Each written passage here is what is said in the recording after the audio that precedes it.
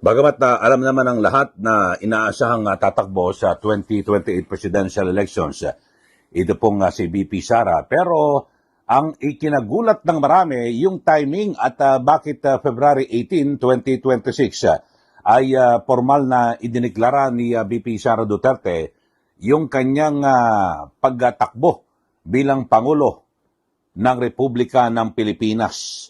At dito nako, talagang sabihin natin na nataranta at na nagpanik at ang iba't ibang mga kampo at maging sa administrasyon, ang sabi ho ng Malacanang, sabi ho ni Yusek Claire Castro na ang tanging naging pahayag daw ni Pangulo Marcos Jr. ay good luck. Pero nung tinanong ho siya, kung ano-ano na lahat ng mga parang yung mga history at kasaysayan na nangyari, di umano, dyan po sa Davao, yung mga baha, kung ano-ano, napakalayo ho, mga kababayan. Siguro ay ilabas po yan ni Yusek Claire Castro sa kampanya. O kaya naman ngayon, wala na, hindi na, kumbaga sa lahat ng mga mabibigat na mga akusasyon na ibinato po kay VP Sara Duterte, hindi na po umepekto O hanap kayo ng ibang pamamaraan. At dahil sa nanatili pa rin, imbis na bumagsak, lalo pa hong tumaas yung rating, yung tiwala ng taong bayan dito po kay VP Sara. Dito ho sa pangyayaring ito, mga kababayan, ang bawat kampo ho ng mga sinasabi natatakbo, nabulaga po sila. O halimbawa, sa Malacanang, kasi parang ang ginagawa ho ngayon ay paunti-unti ay ipinipihit po nila ang direksyon dito po kay DILG Secretary John B. Crimolia. Kasi sa ngayon wala ho siyang mapili, o wala pang lumilitaw na talagang malakas na kandidato. Ito po si Pangulo Marcos Jr. Kasi nung una, di ba, lumutang itong si Vince Dizon, pero mukhang wala ho. Bumulusok din, Pababa. Ngayon naman itong si DILG Secretary John B. Crimolia na kung saan ay talagang kaliwat kanan, papreskon dito, papreskon dyan, konting kibot, preskon ho mga kababayan. At parang ipinapakita at siyempre para siya po ay laging nararamdaman ng publiko. Pero wala pa rin ng epekto yung sa mga survey, parang 2%, wala ho, hindi pa kaangat. At sa sinasabing genuine opposition, ay wala rin ho, ito pong si Senator Risa Ontiveros, kasi alam niyo ho, sa Dilaw at Pink, meron din hong paksyon dyan, mga kababayan. At yung paksyon ho dyan, ay ito pong sina Mayor Leni Robredo at Senator Bam Aquino, Kiko Pangilinan, tapos sa kabilang banda naman, itong sina Senator Risa Ontiveros at yan po ay siyempre sinusulong po yan ni dating Senator Antonio Trillanes. At itong si Llamas. So ngayon hindi pa ho at may natatanggap akong report talagang ayaw na po ni dating BP at ngayon Mayor Leni Robredo. So sa ngayon ay talagang kung nagkakagulo ho yung bawat kampo, sa panig po ng kampo ng mga Duterte, eto na. At tuluyan ng lumabas at ito pong si VP Sara Duterte at sinabi na siya po ang tatakbo. Ang magiging usapan ho rito, mga kababayan, ay kayo ho, yung mga kababayan natin na talagang, di ba, nasuya po dito po sa nangyaring matindihong katiwalian, yung sa flood control scam. Alam nyo ho, magiging tema ho rito, kayo ho ba, gusto nyo bang may makulong? Gusto nyo bang makulong, maibilanggo at maparusahan yung pinaka-mastermind ng flood control scam na ito? Kung gusto nyo makulong at maparusahan, iboboto nyo itong si VP Sara Duterte bilang Pangulo ng bansa. Sa ngayon kasi, mga kababayan, ay mukhang malabo ho na maipakulong yung mga mastermind.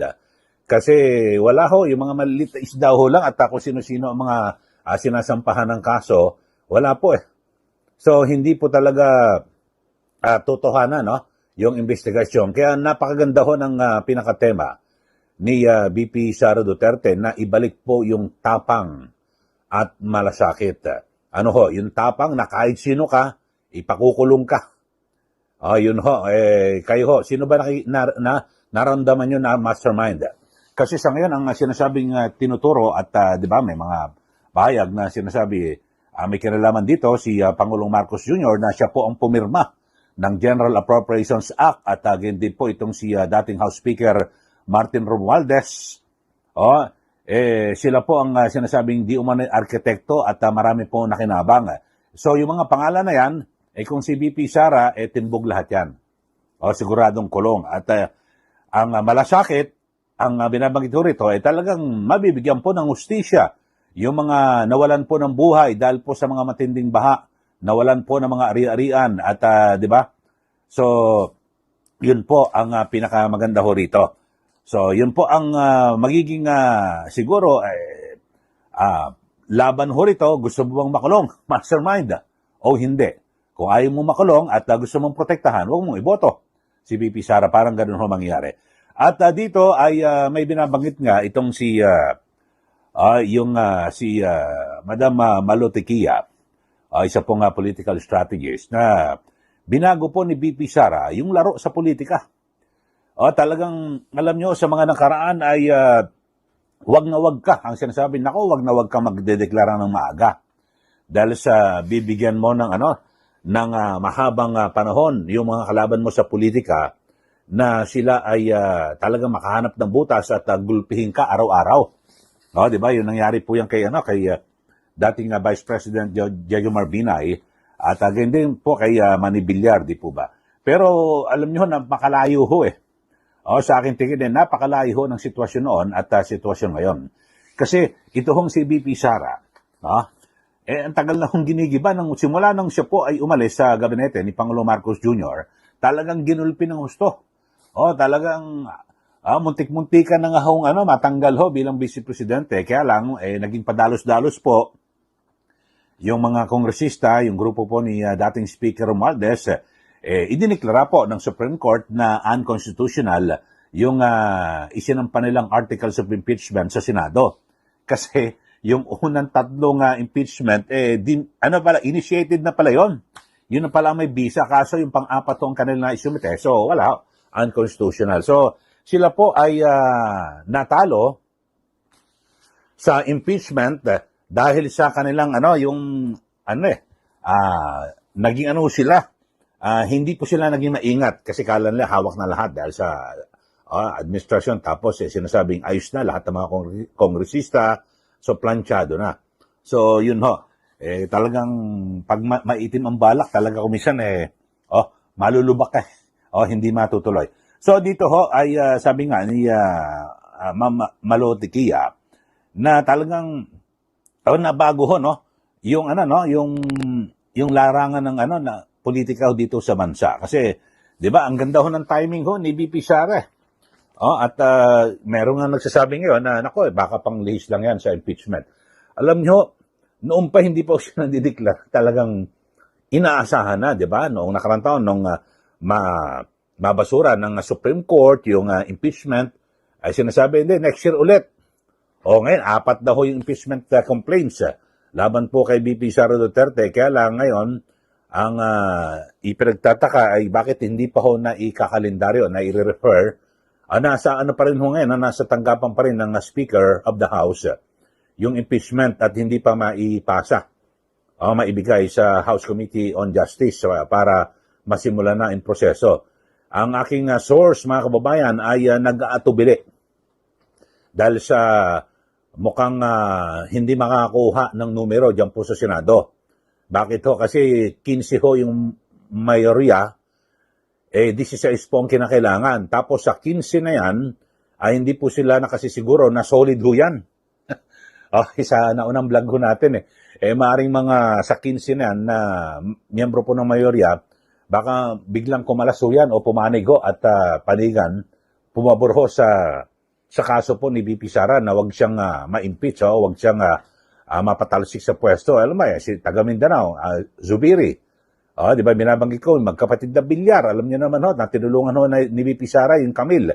Dating cabinet member si Mark Villar. Tapos, Senator Pia Cayetano na maaaring makumbinsi rin ni Senator Alan Peter Cayetano na siyang leader ng minorya dyan po sa Senado. So, napakalabo ho.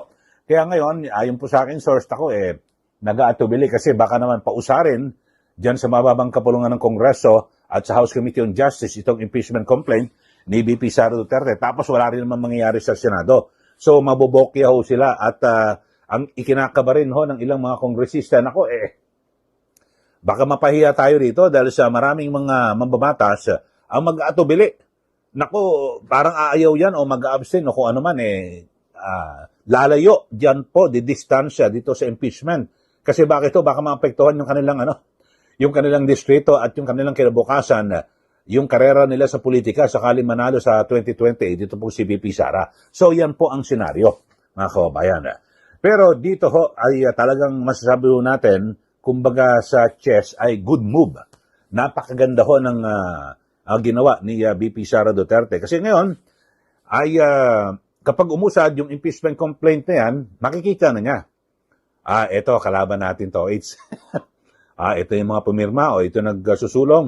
Alam mo, nagkaroon ng pagdinig yan po sa House Committee on Justice. Nako, ito yung mga kalaban natin. Kasi alam nyo ho, parang ako sa aking pananaw, kayo ho, parang lahat na ho ng pinakamabigat ho na paratang ay naibato na kay VP Sara. Lahat na ho parang may ihuhugot pa ba? Pero sa kabila ho niya ng mga napakabibigat po ng mga aligasyon, kung ano ng mga, sa confidential funds, lahat, wala ho, lalo hong tumaas ang kanyang rating, performance at trust rating. Ibig sabihin, patuloy na nagtitiwala ang nakararaming mga Pilipino dito po sa Vice Presidente at ang sinasabi yun nila, naku, wala namang ginagawa ang Presidente. Bakit marami nagtitiwala? Alam nyo, hindi nyo nakikita lang kasi. Tingnan nyo yung website ng Office of the Vice President. Naku, ang dami ho ng mga ginagawa nilang aktibidad. Mabilis ho sila rumisponde sa mga kalamidad.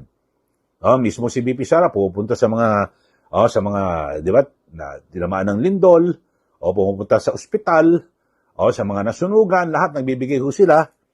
At lahat ho ng mga, kung ano mga kalamidad. Tapos, makikita nyo tanggap po ng tao, talagang siya po ay dinudumog na parang rockstar. Talagang, di ba, kabaliktaran ho kay Pangulong Marcos Jr. na kinakailangan parang, diktahan pa yung, yung crowd na, oy, palakpakan nyo, dito ng Pangulo. Ganun ho. Talagang hindi po ganun kainit. Di ba? So, yun ho, maramdaman ho natin. At isa ho sa sabihin natin, malaking puhunan din ni VP Sara Duterte, yung yung kanyang popularidad na talagang minanan niya ho kay dating Pangulong Rodrigo Duterte.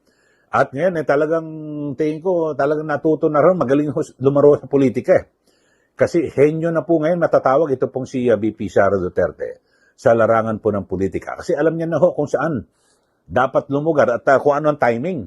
Yung timing ng pag-aanunsyo, mga kababayan, ito saktong-sakto Tapos di ba yung sa ICC, lalong nabuhayan po yung mga taga-suporta ni dating Pangulong Duterte na talagang, ito na si VP Sara at nanindigan at tumayo at siya po tatakbo bilang Pangulo ng Republika ng Pilipinas. Sa ngayon ay siyempre marami ho mga pupuna, sabi nga ho ni ML Party List Representative Laila De Lima, dapat unahin niya muna impeachment. Nung pakay mo. Wala ho mga kababayan na talagang iba nag-ano lang, namimintas na lang kung ano-ano. Tapos mismo siya, Torres Ontiveros, sabi niya siya pinakamalakas ngayon, pero magtitipon-tipon kami. At kinakailangan magkaisa. Saan na? Bilisan nyo magkaisa kasi ngayon nakikita ko ako, may info ako dyan Meron pong paksyon Diyan po mismo sa Dilaw at Pink. Yung sinasabing genuine opposition. Wala ho. Nahihirap po, makabuo sila ng solido ho, mga kababayan. Tapos, magkakandidato rin si Pangulong Marcos ng kanya. 3 to 4 ang maglalaban sa 2028 presidential election. Tapos na po ang kwento. Yun. Tapos, ay napanood ko yung press con ni Yusek Claire Castro na walang ginagawa ang Pangulo ang Vice Presidente kumpara sa Pangulo na talagang working president daw. Subukan nyo. Gusto nyo masubukan yung pagtrabaho ni Vice Presidente. Halimbawa, di ba pupunta sa Estados Unidos si Pangulong Marcos. Huwag ko kayo magbigay ng caretaker. Automatic, base sa ligang batas, ibigay niya sa Vice Presidente. Tignan natin kanyang pamamahala. Doon masusubukan kung makikita nyo kung ano ang kanyang pamamahala. Kaso wala akong tiwala eh. O, di ba? Hindi nila ipagkakatiwala. Para malaman nyo na nagtatrabaho. Kasi ang Vice Presidente, batay po sa ating saligang batas, wala akong partikular na na responsibilidad ko ano man. Kung maga sa ano lang yan eh. Naka-reserva lang po yan para sa Pangulo. Di po ba? At yung kanyang tanggapan, sa ngayon, bagamat talagang ginipit po at limitado ang kaniyang pondo, kumikilos pa rin naman paunti-unti at kung anong kaya ng pondo, yun naman nagagawa. Di ba? So, yun lang ho mga kababayan. At